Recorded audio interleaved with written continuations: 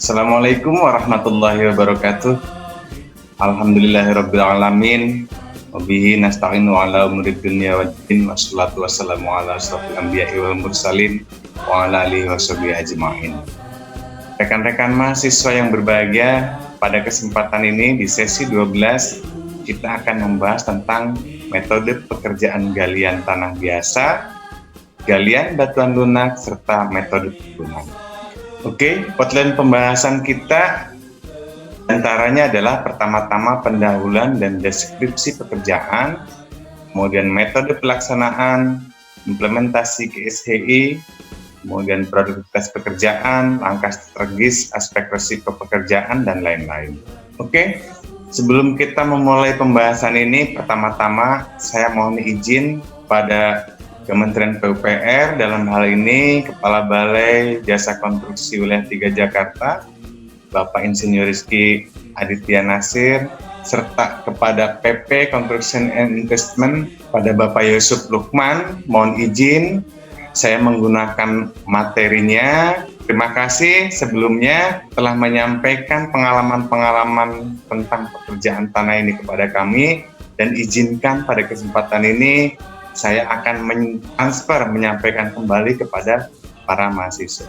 Baik, pertama-tama yang ingin kita bahas adalah tentang deskripsi pekerjaan. Pertama yang akan kita bahas adalah deskripsi pekerjaan galian atau galian tanah biasa. Deskripsinya adalah bahwa pertama, pekerjaan galian biasa adalah pekerjaan pembuatan lubang pada tanah biasa membentuk tertentu yang diharapkan. Galian merupakan aktivitas atau lokasi di mana manusia melakukan ekskavasi atau penambangan tanah. Kemudian yang kedua, pekerjaan galian tidak hanya mencakup pekerjaan penggalian, namun juga harus mencakup pekerjaan penanganan pembangunan atau penumpukan tanah, penanganan pembuangan atau penumpukan tanah dari jalan dan sekitarnya, dan pekerjaan lain yang diperlukan untuk penyelesaian pekerjaan galian pelebaran ini. Ini kebetulan yang akan kita bahas, yang akan kita contohkan adalah pekerjaan galian pada proyek konstruksi jalan.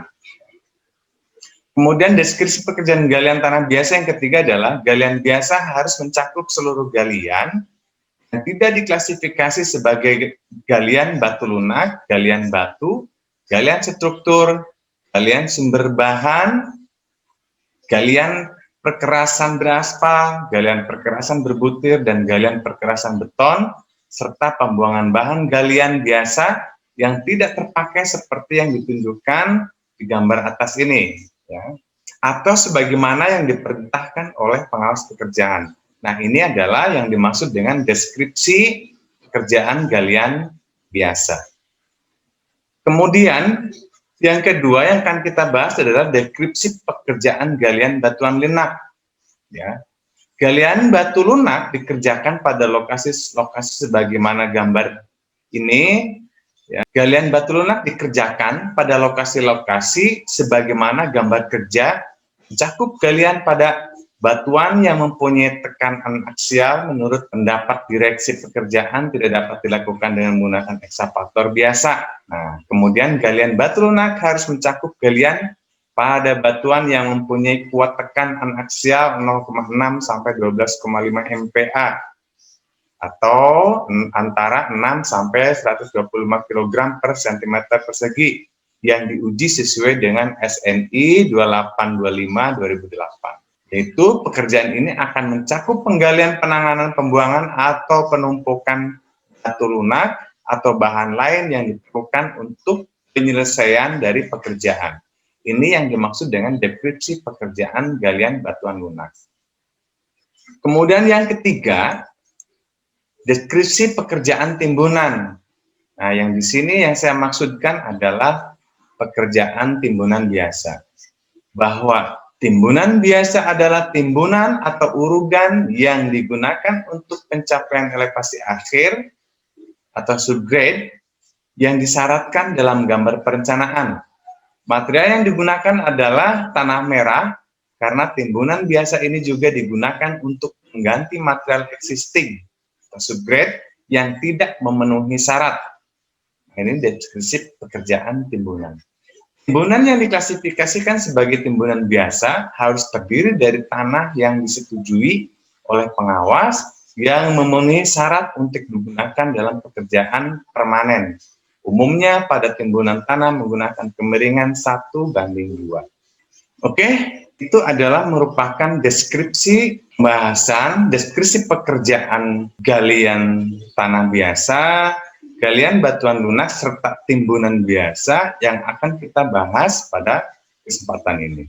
Oke, kita akan membahas tentang tahapan-tahapan pekerjaan, baik pekerjaan galian biasa atau galian batuan lunak, serta pekerjaan timbunan. Agar lebih jelas, saya tampilkan materinya terlebih dahulu. Oke, ini adalah deskripsi pekerjaan galian tanah lunak yang sudah disampaikan tadi. Hal-hal penting dalam sebelum melakukan pekerjaan galian, dalam hal ini yang kita contohkan adalah pekerjaan jalan, pekerjaan tanah, galian tanah pada proyek konstruksi jalan, ya. Hal-hal yang perlu diperhatikan pertama adalah tentang kontrak. Apa saja hal-hal penting yang menjadi perhatian dalam kontrak? Pertama adalah waktu pelaksanaan, yang kedua mendetailkan klausul pembebasan tanah, tiga informasi utilitas, kemudian keempat kegagalan konstruksi, kelima eskalasi, dan keenam masa pemeliharaan.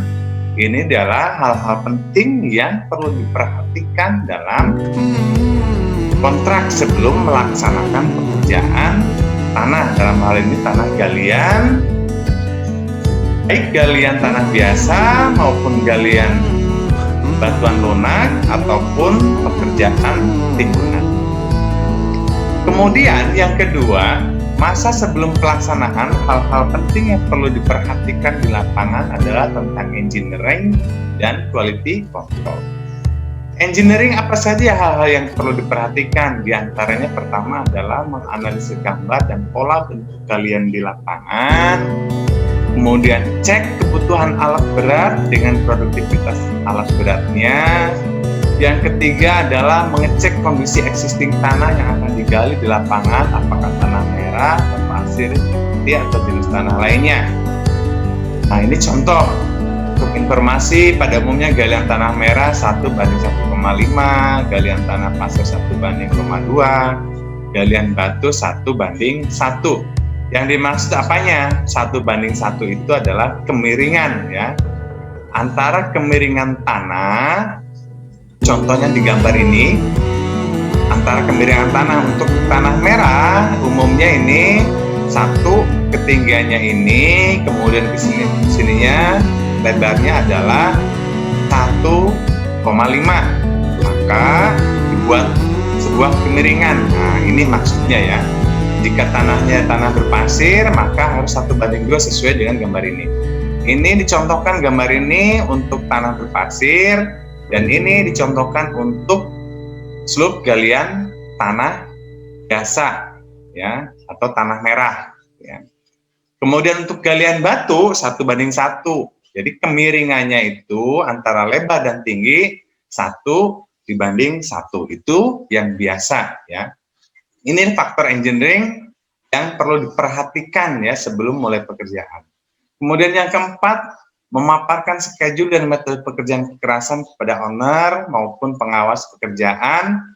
Kelima, mengajukan IPP atau request for work kepada pengawas pekerjaan sebelum memulai pelaksanaan pekerjaan. Kemudian keenam adalah cek rencana galian dengan raw yang ada. Raw-nya berapa, dalaman total galiannya berapa, raw-nya berapa, kemudian masing-masing slope galian tanah kemiringannya berapa, apakah 1:2 atau 1:1,5 atau 1:1. Itu tentang engineering. Kemudian tentang quality control. Dua hal penting dalam quality control yaitu pertama, melakukan pengujian tanah yang digali apakah bisa digunakan kembali atau tidak, ya. Yang kedua, memastikan bentuk galian sesuai dengan rencana gambar dengan memasang patok slope lereng. Nah, ini hal-hal penting sebelum melaksanakan pekerjaan, ya. Pertama adalah dari sisi kontrak, kemudian engineering dan quality control. Ini semua yang akan tertuang di dalam kontrak. Ini menjadi bagian penting sebelum melaksanakan pekerjaan. Pekerjaan galian tanah biasa, galian batuan lunak, ataupun pekerjaan timbunan. Kemudian dalam kontrak yang ketiga itu, hal-hal yang perlu diperhatikan adalah production planning and control. Nah, diantaranya satu, perlu mencari referensi vendor spesialis pekerjaan galian yang sudah mengikuti atau di-approve. Nah, ini kebetulan saya menggunakan PowerPoint-nya PP, berarti di sini oleh PT PP. Ya. Kemudian yang kedua, membuat dokumen penawaran pekerjaan kepada vendor-vendor, kemudian pemaparan metode pekerjaan oleh vendor spesialis galian, kemudian melakukan negosiasi dan menentukan metode pembayaran. Yang kelima, melakukan pengecekan stok alat dan material yang akan digunakan. Kemudian, hal yang perlu diperhatikan dalam SHE pertama adalah memastikan kelengkapan sio operator dan silo alat berat yang akan digunakan.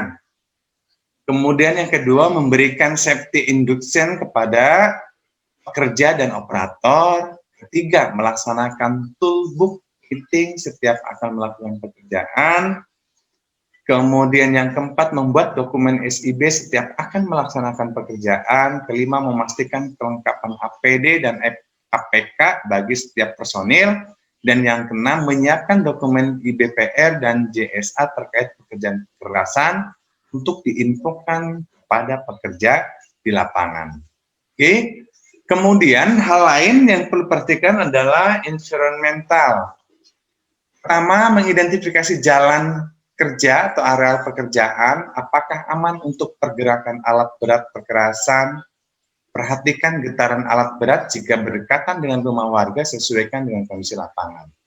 Yang kedua, cek utilitas existing, koordinasi dengan pihak terkait. Biasanya yang perlu dikoordinasikan adalah dengan PLN, PDAM, Telkom, dan lain-lain untuk rencana relokasi agar tidak mengganggu pekerjaan.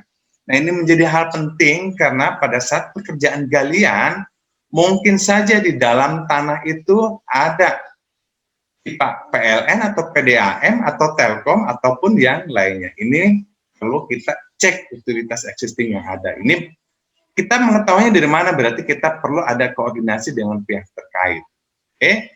Kemudian yang ketiga, buat perencanaan pengalihan air sungai atau saluran-saluran kecil jika perlu atau jika ada, ya. Kemudian yang keempat adalah mencari data lingkungan sekitar, diantaranya dampak sosial sekitar galian, kemudian curah hujan dan muka air tanah.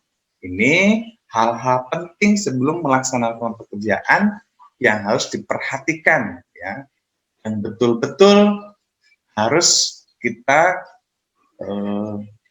perhatikan terlebih dahulu.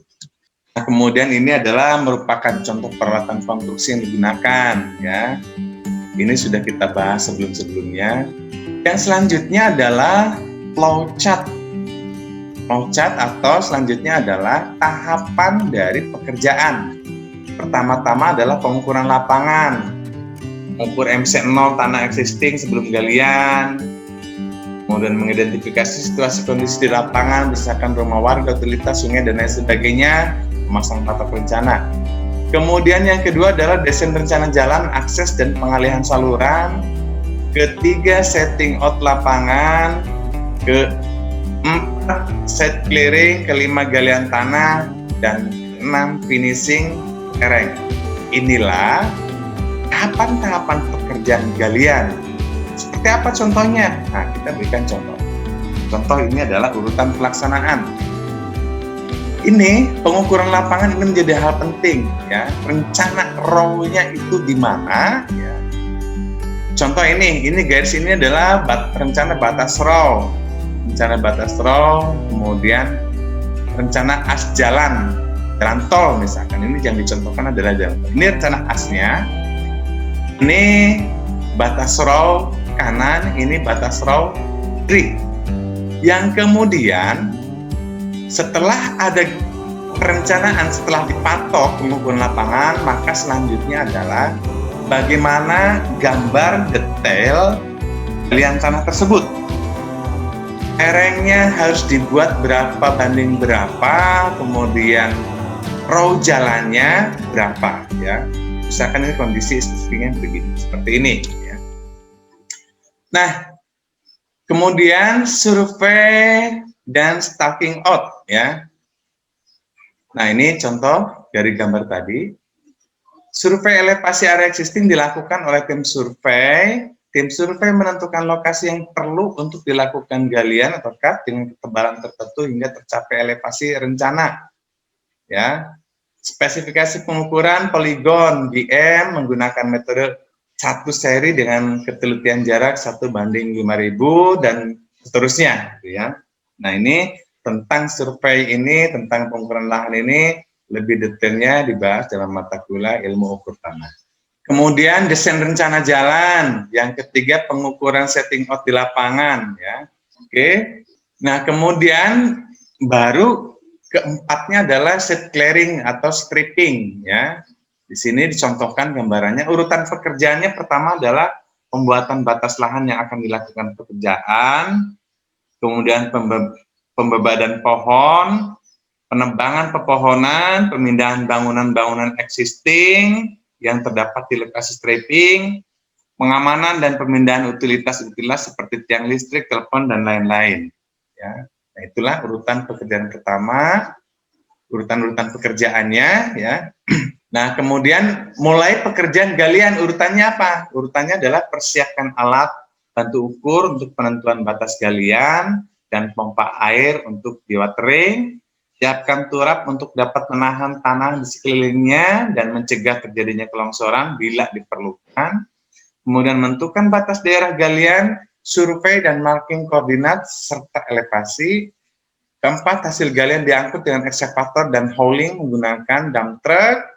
Kemudian kelima, bila lokasi galian dekat dengan lokasi timbunan, maka tanah asli galian bisa didorong dengan menggunakan doser ke lokasi timbunan dan dilakukan pemadatan lapis. Nah, inilah hal penting yang perlu kita pahami dalam tahapan melakukan galian. Dicontohkan di gambar ini.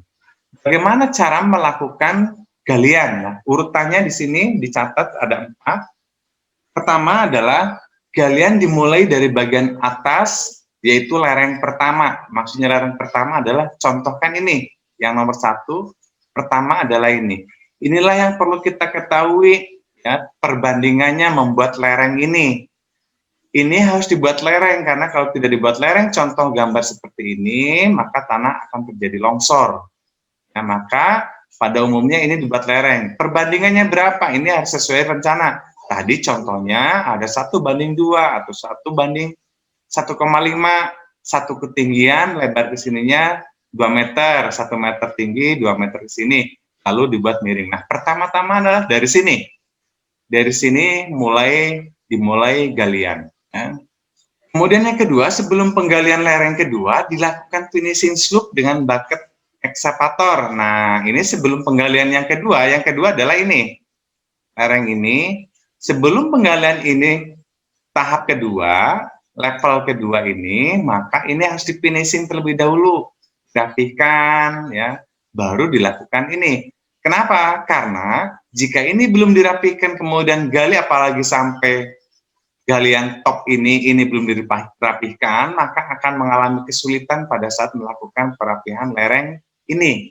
Ya. Kemudian yang ketiga, beralih ke pekerjaan galian pada sisi yang berlawanan. Pekerjaan ini dilakukan sampai mencapai elevasi yang direncanakan. Nah, dari sini kemudian beralih lagi, jangan sampai selesai sampai rencana atau elevasi jalan galian, tapi beralih ke sebelahnya.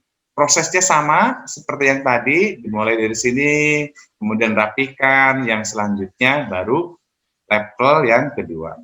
Kemudian yang keempat, pekerjaan yang telah selesai langsung dipasang balan rumput dan saluran DS14, ini bisa menggunakan bis beton, ya, sebagai proteksi lereng supaya tidak longsor.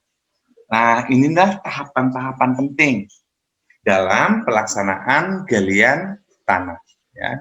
Ini sebetulnya sangat ada kemiripan antara galian tanah biasa dengan galian batuan lunak. Yang membedakan adalah tipe ekskavatornya. Kecuali galian batuan keras yang tidak mungkin atau tidak akan mampu digali secara langsung menggunakan ekskavator. Ya. Dalam tipe-tipe tanah biasa, maka galian bisa menggunakan ekskavator serta doser. Nah, jika buangan tanah itu dekat dengan urugan, maka bisa saja langsung didorong dengan doser. Tapi apabila tidak, maka bisa diangkut menggunakan alat dump truck. Nah, sebelumnya kita telah bahas bagaimana menganalisis produktivitas ekskavator, produktivitas dump truck, serta produktivitas doser. Nah, tentu galian ini tidak hanya dilakukan menggunakan ekskavator. Bagian-bagian lain yang memungkinkan ini bisa dikerjakan lebih cepat menggunakan doser. Oke? Ini hal-hal penting ya. Nah, ini contohnya, gambarannya dibuat lereng seperti ini, lereng-lereng sampai dengan selesai. Nah, contoh seperti ini, lereng 1, lereng 2, lereng 3, lereng 4. Ini proses pengerjaannya adalah per lereng 1 ya, kemudian lerengnya finishing, baru lereng yang kedua atau top yang kedua, elevasi yang kedua. Ini setelah ini berpindah ya, kiri kanan berbarengan. Bagian tengah ini kita bisa dorong menggunakan doser. Nah, ini secara singkat gambaran bagaimana tahapan atau metode pelaksanaan pekerjaan galian. Dalam hal ini galian tanah biasa pada proyek jalan ya, pada proyek konstruksi jalan. Oke, ini sama ya, tadi kurang lebihnya sama, metode pekerjaan galian tanah biasa dan metode pekerjaan galian batuan lunak. Yang membedakan adalah spesifikasi dari alat ekskavatornya ya, tetapi yang sangat berbeda adalah timbunan. Maka dari itu setelah ini kita akan bahas metode pekerjaan timbunan. Oke, selanjutnya adalah metode pekerjaan timbunan. Bagaimana langkah-langkah yang harus dilakukan kalau persiapan mengenai kontrak, kemudian engineering, quality control, dan lain sebagainya, baik pekerjaan galian maupun pekerjaan timbunan itu sama pentingnya hal-hal tersebut, hal-hal yang diperhatikannya sama. Yang membedakan antara galian dan timbunan adalah metode kerjanya. Bagaimana metode kerja timbunan yang benar? Ya, mari kita simak dan mari kita tampilkan materi-materi supaya kita lebih mudah cara memahami. Oke? Untuk membahas tentang pekerjaan timbunan, saya ulangi lagi tentang definisi pekerjaan timbunan. Timbunan biasa adalah timbunan atau urugan yang digunakan untuk mencapai elevasi akhir atau subgrade yang disyaratkan dalam gambar perencanaan. Material yang digunakan adalah tanah merah karena timbunan biasa ini juga digunakan untuk pengganti material existing subgrade yang tidak memenuhi syarat. Karena kenapa harus ditimbun? Misalkan tanah existingnya itu tidak memenuhi syarat. Jika tidak memenuhi syarat, maka tanahnya harus digali, dibuang, kemudian diganti, ditimbun menggunakan tanah yang memenuhi syarat. Timbunan yang diklasifikasikan sebagai timbunan biasa harus terdiri dari tanah yang disetujui oleh pengawas yang memenuhi syarat untuk digunakan dalam pekerjaan permanen. Umumnya pada timbunan tanah menggunakan kemiringan 1:2. Nah, ini yang dimaksud dengan 1:2 adalah pembentukan lereng ya. Apabila elevasi awalnya misalkan ini 0, kemudian kita perlu lakukan timbunan dengan elevasinya 6 meter, maka setiap lereng harus dibuat contohnya dari seperti ini. Contohnya 1:2, 1 ketinggiannya, 2 lebarnya, kemudian dikupas miring atau dibuatlah lereng. Lereng 1, 2, 3, dan seterusnya. Contohnya gambarannya adalah seperti ini. Ini tipikal desain slope timbunan. Ya. Jadi tidak harus dibuat rata seluruh timbunan samping kanan kiri rata. Jika dibuat seperti itu, maka akan terjadi longsor. Yang kedua juga akan terjadi pemborosan timbunan. Karena biasanya elevasi yang digunakan, yang penting dibutuhkan adalah elevasi top, misalkan dalam hal ini yang 6 meter. lebar raw jalannya ini berapa, ya. Dalam yang disyaratkan dalam elevasi 6 meter itu raw jalannya berapa, berarti itulah pusat atau titik dalam kita melakukan timbunan. Oke, bagaimana langkah-langkahnya? Oke, ini langkah-langkahnya sama seperti galian, persiapannya atau hal yang diperhatikannya sama seperti pekerjaan galian. Peralatannya juga ada kemiripan, hanya perbedaannya di sini menggunakan alat pemadat, ya. Nah, tentang alat pemadat di sesi sebelumnya kita sudah bahas, dan di sini contohkan peralatan-peralatan pemadatan atau alat-alat yang digunakan dalam pekerjaan timbunan. Oke, ini material bahan, ini contoh gambar. Ini adalah flowchart pekerjaan timbunan, ya, dimulai dari set clearing, stripping, pengukuran sebelum timbunan, pengambilan tanah dari lokasi galian, material digali dengan ekskavator dan dituangkan ke dump truck mengangkut material ke lokasi timbunan, material dihampar dengan doser, kemudian pemadatan material menggunakan vibrator, ya, menggunakan kompaktor, kemudian finish. Nah, ini gambarannya seperti apa? Langkah-langkah ini, flowchart ini gambarnya seperti apa? Teknisnya seperti apa? Melakukan timbunan. Oke, ini dicontohkan gambarannya. Kita perlu tahu tadi elevasi timbunannya berapa, kemudian tahapan timbunannya adalah tahap pertama, seperti kita bahas sebelumnya, bahwa ketebalan lapisan timbunan itu maksimal 20 cm untuk tanah biasa, ya. Contohnya ini, lapisan pertama 20 cm kemudian dipadatkan, dan jangan lupa di sini lereng kita harus buat, ya. Kalau tadi galian itu membuat lereng karena digali, ini kita membentuk lereng karena ini ditimbun, yang awalnya elevasinya di bawah kemudian akan tinggikan, sama-sama harus membuat lereng, ya. Kemudian baru lapisan kedua, tentukan lagi lerengnya. Nah, inilah yang perlu kita pahami dalam gambar pada saat pelaksanaan pekerjaan. Ini kemiringannya berapa banding berapa. Ini menjadi hal-hal yang sangat penting. Ya, ini contoh gambarannya. Nah, ini kemudian ini cara penimbunan itu tidak secara sekaligus semua areal yang harus ditimbun, tetapi biasanya kita harus sebagian-sebagian, ya, setengah-setengah seperti ini. Yang pertama ini adalah untuk akses lalu lintas, pengangkutan, ya, pengangkutan tanah dan waktu dan kembali. Ini harus dibuatkan akses terlebih dahulu, maka kita sebagian di sebelah sini dulu yang kita harus lakukan timbun.